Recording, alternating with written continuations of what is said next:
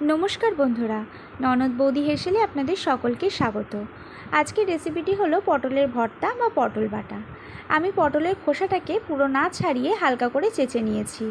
এরপরে মিক্সির জারের মধ্যে আমি পটলগুলোকে দিয়ে 5-6 কোয়া রসুন দিয়েছি এবং আমি 3খানা মতন কাঁচা লঙ্কা দিয়েছি।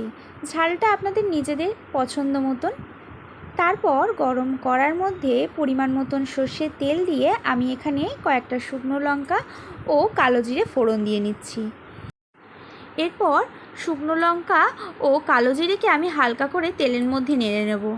তারপর আগে থেকে যে আমি রসুন কুচিয়ে রেখেছিলাম তা এর মধ্যে দিয়ে নিচ্ছি। এখানে রসুনটা খুব লাল করে ভাজবো না, সামান্য পরিমাণ ভেজে নিয়ে আগে থেকে যে পটল আমি বেটে রেখেছিলাম তা এর মধ্যে দিয়ে নিচ্ছি। এখানে পটল একদম মিহি করে বাটবেন না, তাতে ভর্তার টেস্ট খুব একটা ভালো আসে না। কড়ার মধ্যে পটল বাটাটা দিয়ে একটু নেড়েচেড়ে নিয়ে পরিমাণ মতো নুন দিচ্ছি এখানে। তারপর একদম জল শুকিয়ে আসলে সামান্য পরিমাণ লঙ্কার গুঁড়ো দিয়ে আমি এখানে এই পটল বাটাটিকে নামিয়ে নেব।